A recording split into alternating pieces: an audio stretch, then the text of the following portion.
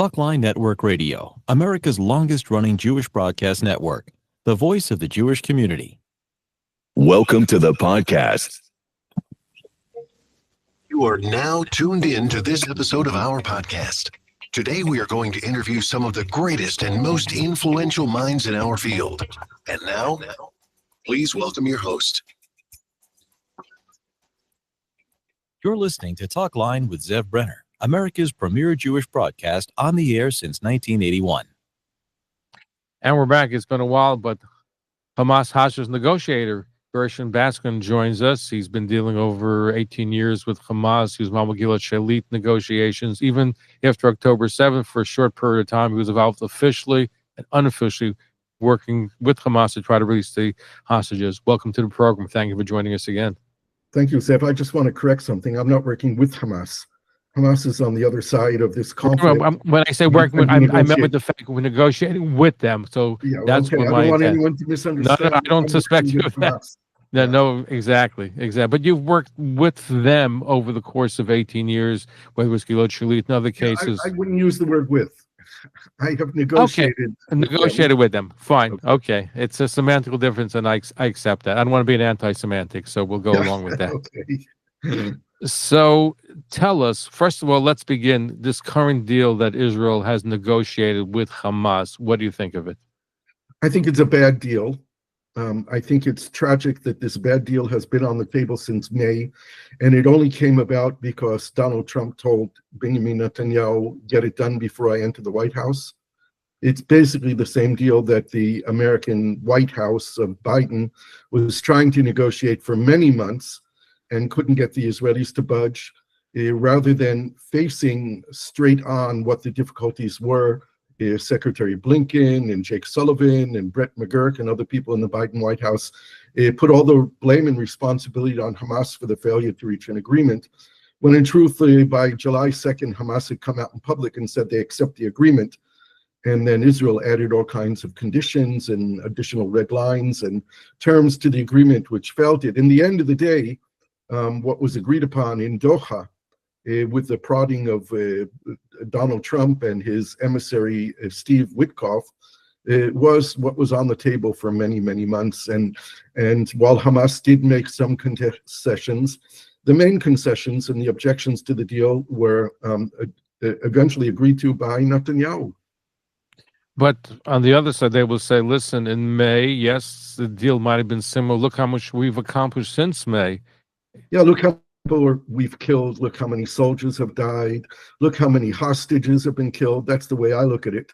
Not how many more Palestinian leaders we killed or how much buildings we damaged and demolished in Gaza and how Gaza is flattened today. That's not an achievement, and that is not a victory. Well, the question, though, is, how do you defeat Hamas? That's really the key. Hamas politically and diplomatically, not militarily. The harder you hit Hamas, the easier it is for them to get new recruits. As long as Israeli soldiers are in Gaza, there'll be recruits for Hamas, and there'll be soldiers getting killed by Hamas. Now, you were brought in for a little while to negotiate with Hamas. What happened? And why were you there for a little while, and you started doing it on your own? It happened in May of last year, and there was a lot of pressure from families on the military establishment and the negotiators in Israel to use the channels that I had opened up more than 18 years ago with several leaders in the Hamas Politburo. Families eventually convinced families, and I would say some ex-security officers in Israel, someone from the Shin Bet and someone from the Mossad, convinced the negotiators to formalize the relationship with me and asked me to pass on messages and to receive them, and I did that. I was doing it on a daily basis for a period of 2 weeks, and then from 1 hour to the next. 1 hour I get a phone call with messages to deliver. The next hour I get a phone call to come to Tel Aviv urgently, and they shut me down. Without an explanation, but my explanation is that when it became clear that this was a serious working channel, they informed the Prime Minister Netanyahu, and he instructed them to shut me down. I think the difference is that the Israeli government, the leadership believes that the way to eradicate Hamas is to destroy the military. Your belief is to do it politically. You've had Listen, no one in the military national security establishment in Israel believes that you can eradicate Hamas entirely through military means. And what the military and what the intelligence community has been saying since day one of the war is that there needs to be a political day after for this war. There is no ultimate victory against a terrorist organization that wants to destroy us, who worship death. There's no deterrence against them either. You cannot deter someone who believes it's their religious commandment to die as a martyr. What are you going to say? We're going to kill you? That's exactly what they want to happen, but they want to kill as many of you as they can along the way. So there's no deterrence here. The only way is to understand that all of our neighbors, including the Palestinian Authority in the West Bank, including Jordan and Egypt and the Emirates and Bahrain and the Saudis, and all of our neighbors don't want Hamas in Gaza. They don't want Hamas ruling anymore.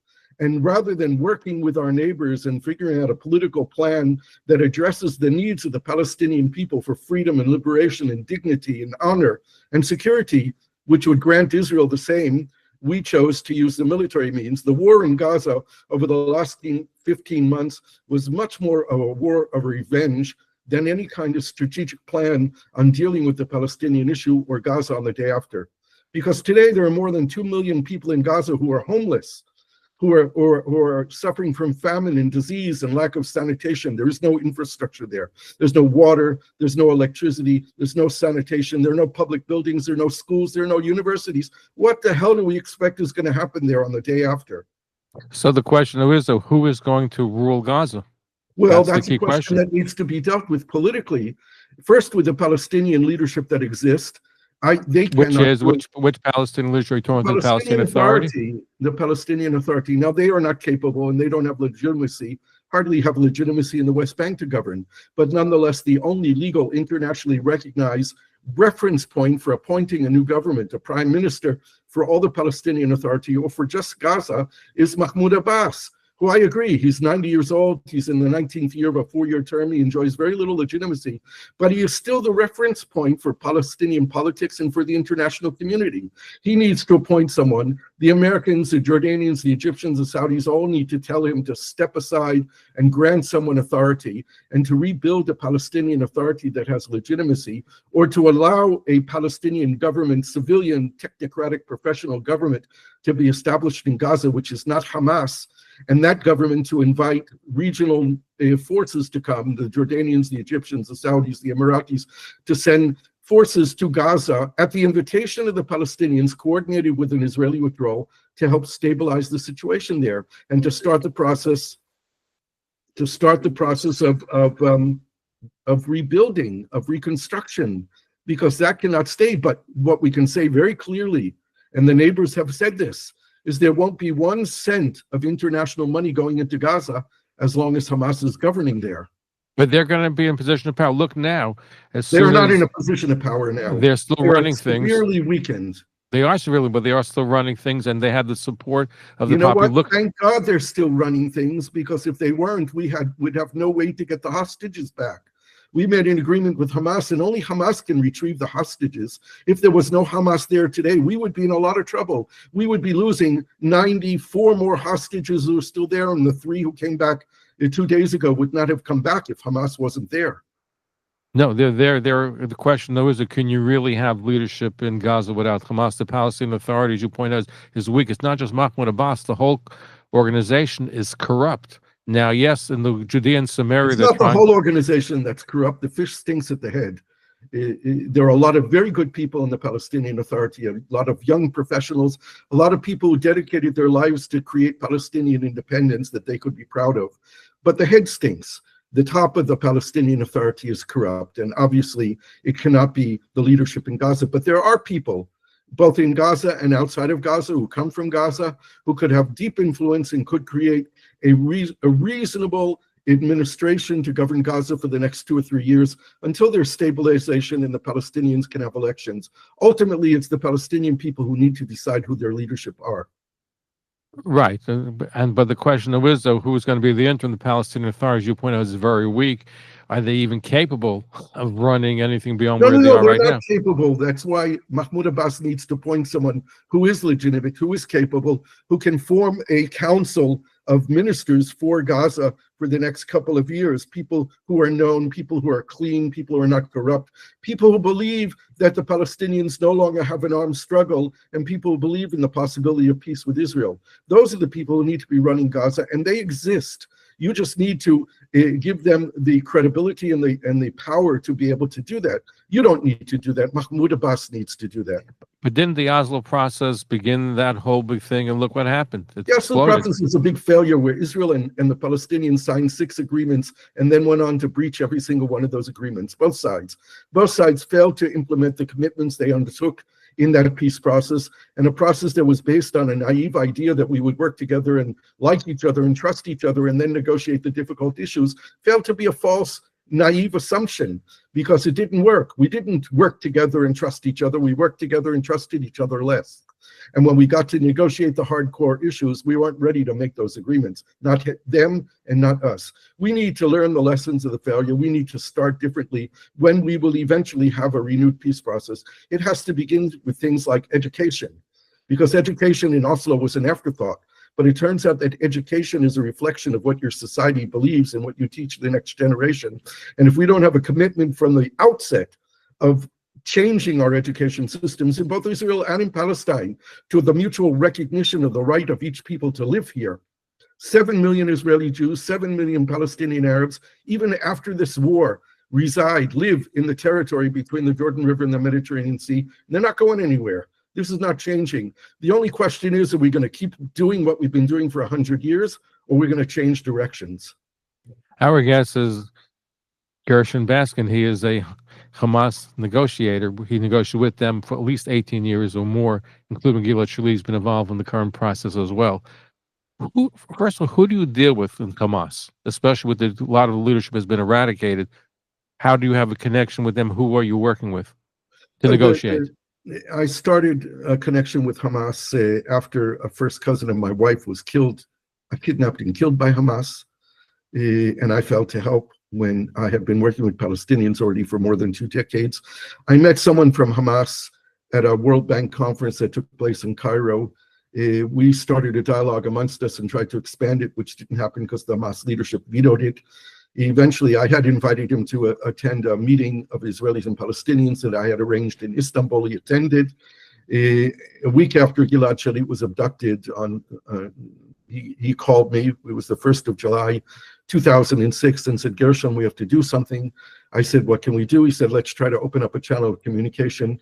He went to the Hamas Prime Minister's office. They called me half an hour later, and that began my 18-year journey of talking to Hamas leaders. I have in my social media, my WhatsApp, my Telegram, my Signal, the direct contact to 8 people who are in the Politburo of Hamas, the decision makers of Hamas. None of them are in Gaza today.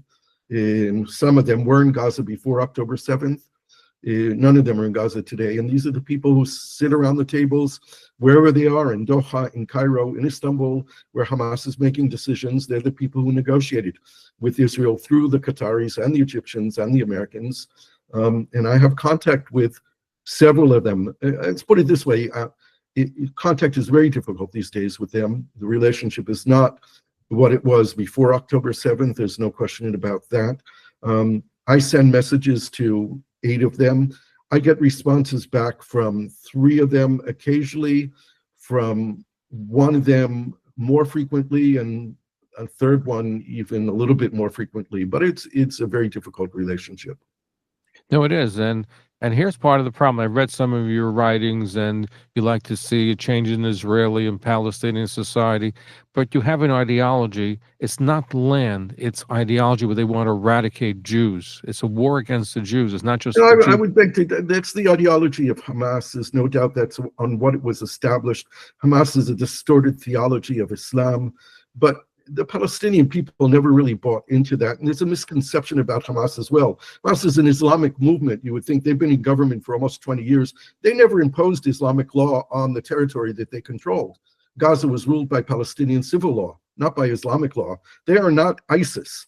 They did not establish an Islamic republic based on Islamic law.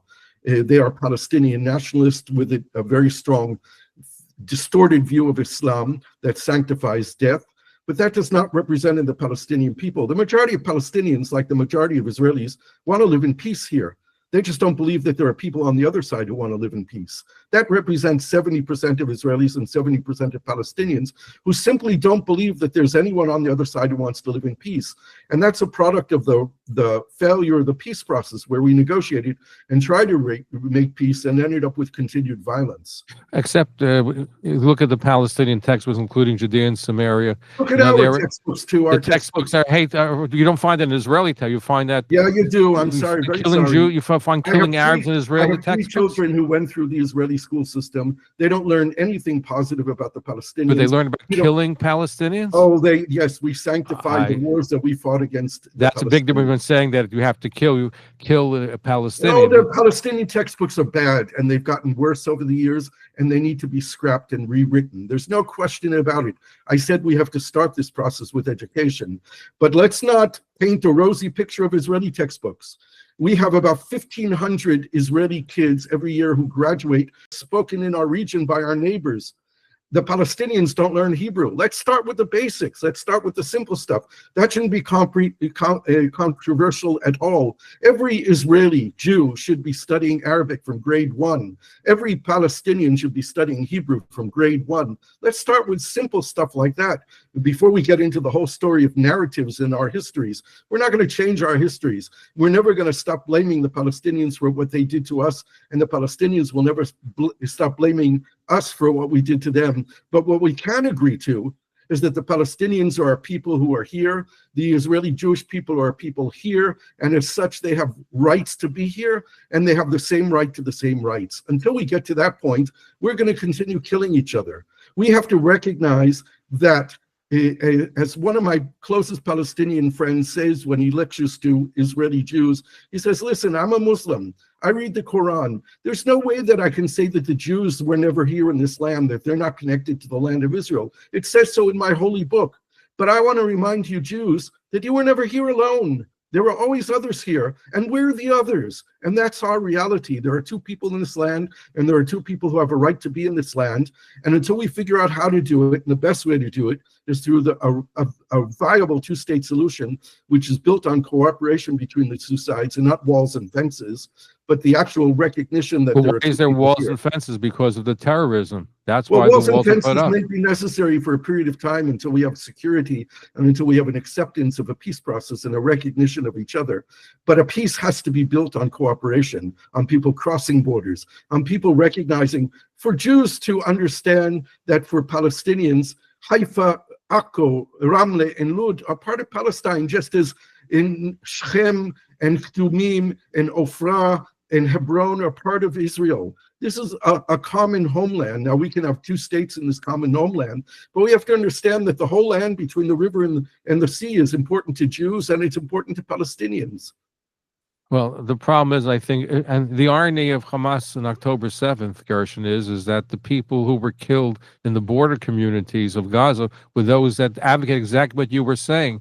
They were fostering understanding between Israel and Palestine, and they're the ones that were first killed by the Hamas. It's a horrible tragedy that happened.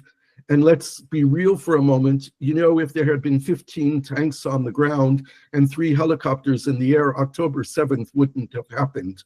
Israel was not defending its border. The Israeli army over the Simchat Torah weekend was in the West Bank protecting settlers. They were not defending our border. We thought with our electronic surveillance systems of sophistication, we can protect our border. And Hamas was so much smarter because with drones that you can buy on Amazon and some hand grenades, they took out the whole electronic surveillance system. They are an evil enemy, and they are evil in their ideology. And there's no doubt that what they did is a crime against humanity and a war crime.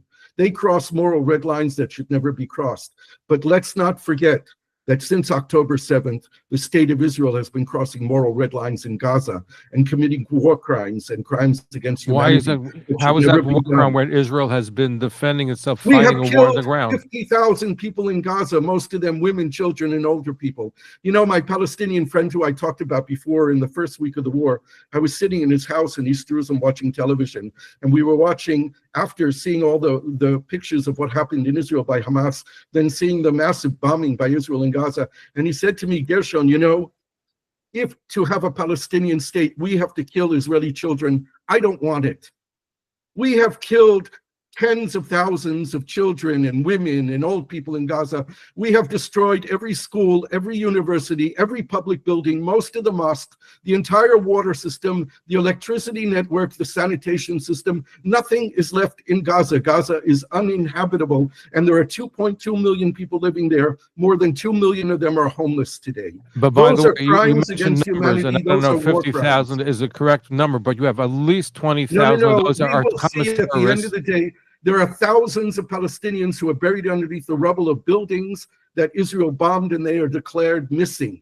Unidentified people who are buried under buildings, and God forbid, but probably some of the hostages are also underneath the rubble of those buildings that Israel bombed.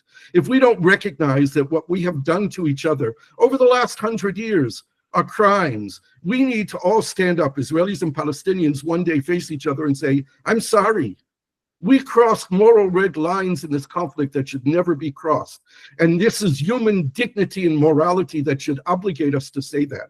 War is not pretty. Any war is not pretty. No, this is not just war. We're talking about our survival, and our survival is based on the survival of our neighbors. And if we don't recognize that our security is their security and vice versa, we will never have security in Israel if the Palestinians don't have liberation, freedom, dignity, and security of their own. Our guest is Gershon Baskin. He is the negotiator with Hamas for over 18 years, including recently after October 7th. First of all, the numbers in Gaza, whatever, we don't really have exact figure, but at least 20,000 are Hamas terrorists that were wiped out. We don't know how many of them are Hamas terrorists. But that's what Israeli, and you have to say a good portion of that numbers is Israelis also say we won the war. Okay, but I'm just saying, but we have to admit a good portion of those killed were Hamas terrorists, right? And all the Hamas terrorists should be killed, and there's no problem with that. We're talking about the tens of thousands of civilians, of non-combatants, of innocent people whose houses were bombed. I know people in Gaza who were killed, friends of mine, people I have worked with over the years. A good friend of mine, 30 members of his family was killed. He's one of the main Palestinian peace activists that I know. 30 members of his family were killed. None of them were Hamas people. None of them were combatants. But unfortunately, in war, that's what happens. Which war? That is not a good excuse here. But that's what Zev, we have committed crimes. We have committed crimes. Defending your country is committing crimes. How do you engage in any war? Defending our country is being on the border and defending our borders, and bombing, carpet bombing our neighbors and going in there and demolishing 80% of the buildings in Gaza is not defending our country. Weren't a lot of missile shots from homes and schools of tomorrow. One second, but aren't the homes and the mosques and the hospitals used to store weapons, to shoot rockets? There were houses. There were houses, there were mosques, there were tunnels, there was everything there. You can use every excuse that you want. When you look at the reality of Gaza on the ground today, what Israel has done in Gaza is not excusable by claiming that we're defending ourselves. I'm sorry. How do you fight any war? The choices that we made after October 7th are catastrophic choices, and we need to own up to them. There were other choices. We chose a path. It was not the only path to deal with Hamas. There were other paths that could have been chosen. There were other ways of dealing with Hamas that we chose not to take. Like what? For like negotiating with them, correct? No, I'm not talking about negotiating with them. We have neighbors who don't want Hamas there either.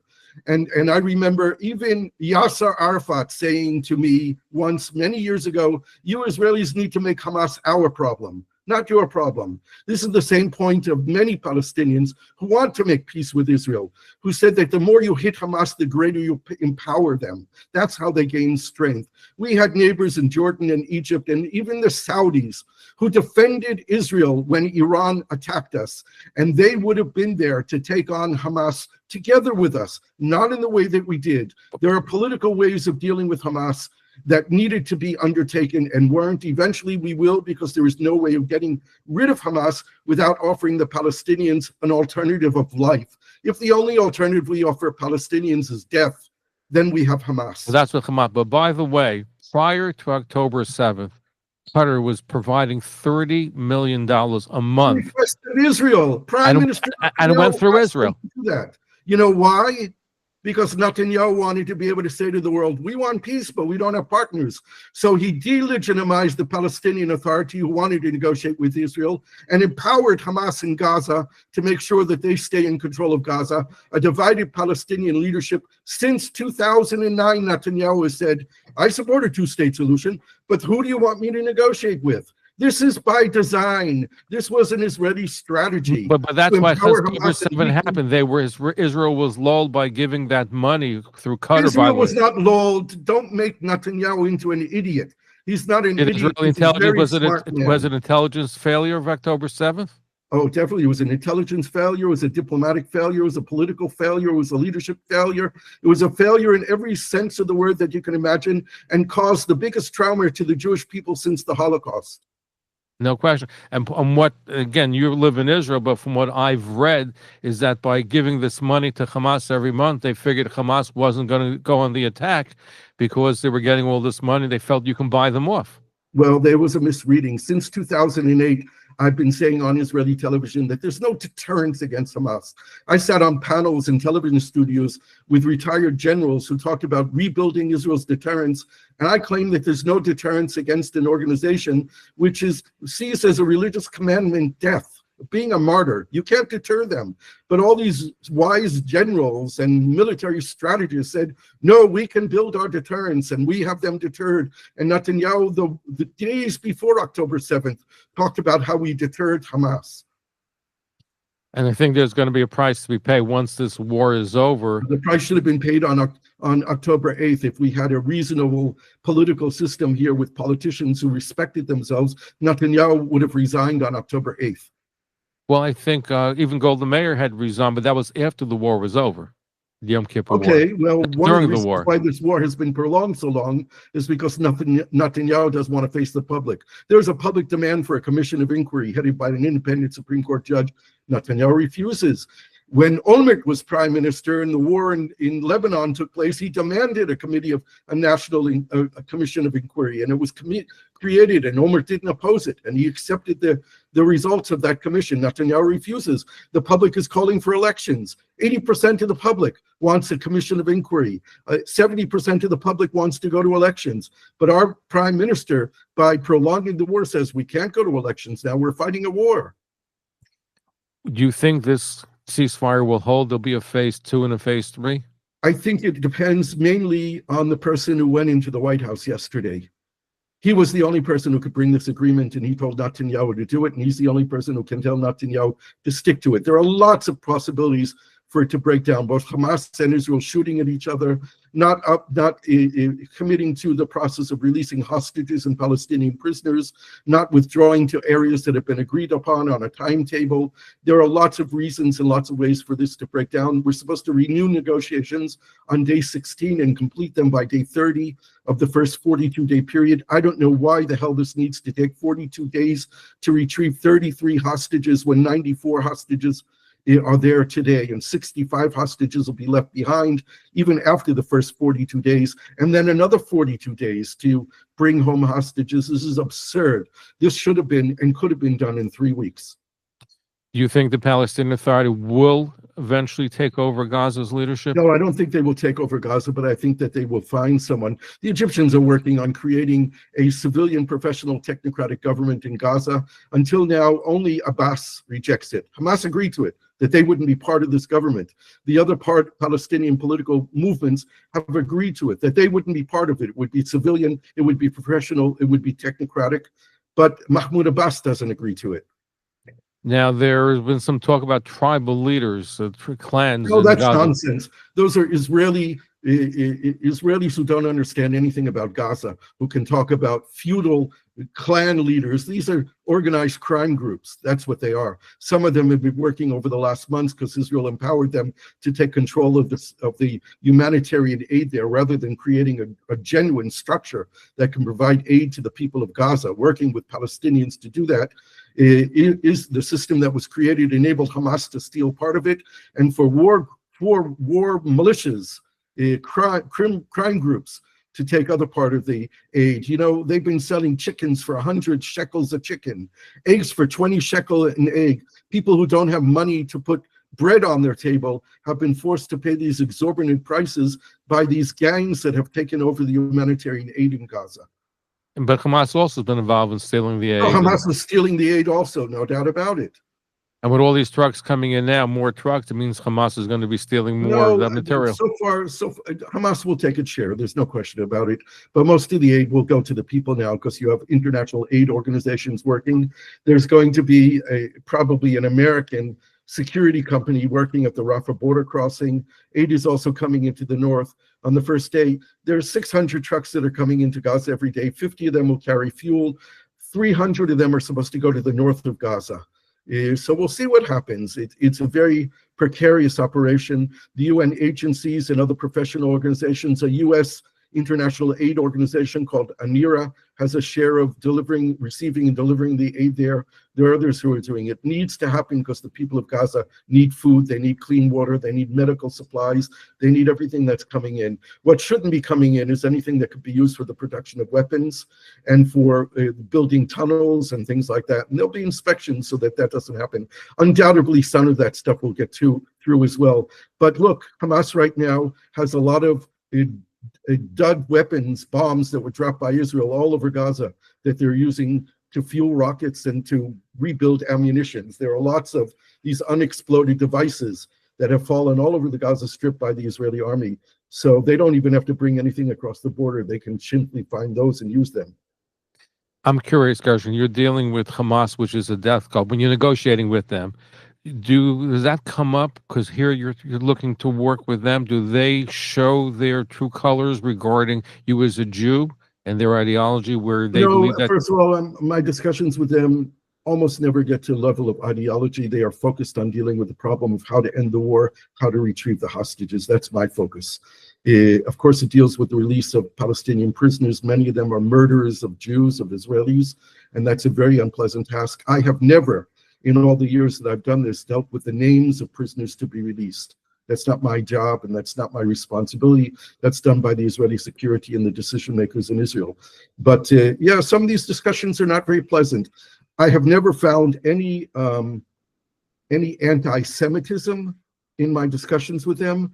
There's no doubt there's a large amount of anti-Israelism and anti-Zionism, but refuting me or arguing with me or attacking me because I'm a Jew, I've never encountered that in my discussions with Hamas.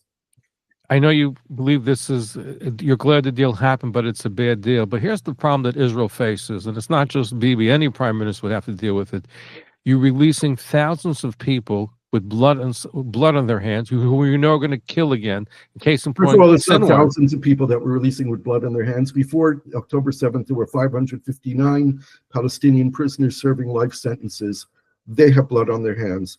Other prisoners, thousands of them, way over 10,000 prisoners now. You know, in the first release, in the first 33 days, where there'll be about 2,000 prisoners released, more than 1,000 of them are administrative detainees, which means they've been arrested without charge and imprisoned without trial. And more than 1,000 of them are going to be released. It is very unpleasant to release your enemy and to release people who have committed crimes against you. And you know we're going to do it again. And of course, we have no choice, because the value of returning our hostages is more important than the dangers and the risk of releasing them. And let's face it, once all the hostages are home, there's nothing to stop Israel to go and rearrest them or to even kill them if it wants to. Israel knows how to get to every single one of them. Well, easier said than done, but when you have... No, of course it's easier said than done, but look at what Israel's done in this war. We killed the leadership of Hamas. We killed the leadership of Hezbollah, Hassan Nasrallah, Yahya Sinwar. Ismail Haniyeh was killed in the guest house of the Iranian Revolutionary Guards in the middle of Tehran. Yet Israel doesn't know where the hostages are in our own backyard. Which is hard to fathom, but they've been very, very good in concealing the hostages in tunnels and elsewhere. They held Gilad Shalit for 5 years and 4 months without Israel ever knowing where he was. And by the way, as we close out, Sinwar was one of those who released in the Gilad Shalit deal. And look at him. He was the mastermind of the barbarism of right. October 7th. For sure. But Sinwar was not the problem, and Sinwar is not the issue. The problem is that we have refused to deal with the Palestinian issue in a way to resolve it. And October 7th should be the wake-up call that you can't occupy on other people and deny them their rights for 56 years and expect to live in peace, or lock more than 2 million people with 80% poverty in a territory like Gaza and expect to have quiet. That should be the wake-up call. It has to be the wake-up call. We cannot continue to do this. This has to be the last Israeli-Palestinian war. It should be the last Palestinian war, but you're dealing in Gaza and also Egypt. Israeli-Palestinian war. I'm sorry? Israeli-Palestinian war, not Palestinian war. And well, it's a war against. It's a war, the Palestinian war against Israel. It's a war of the Israel against the Palestinians as well. Well, Israel has to defend itself. Israel didn't. And the Palestinians have to defend itself also, but they can't. By the way, and I read a book, had the author on, the Hebron massacre in 1929 had all the earmarks of the Hamas massacre of October 7th. The same brutality. Right. What about all the people in Hebron who saved Jews also in 1929? You have some that did. You have some that did in 67 that saved Jews, but the majority didn't. Okay. No, the majority didn't take part in it.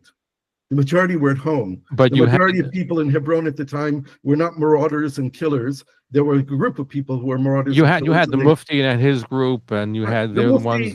Look, the Palestinians in 100 years have had three leaders: the Mufti, Haj Aminu Husseini, Yasser Arafat, and Mahmoud Abbas. All three of these leaders have failed their people. All three of these leaders have failed to deliver peace and security and independence to them. And this is something the Palestinians need to deal with. They have to have three leaders who never ask the Palestinian people what they want. There's never been a referendum on peace. Haj Aminu Husseini rejected the partition plan in 1947. He never asked the Palestinian people if they accept it. He made decisions for them just as Yasser Arafat did and just as Mahmoud Abbas does today.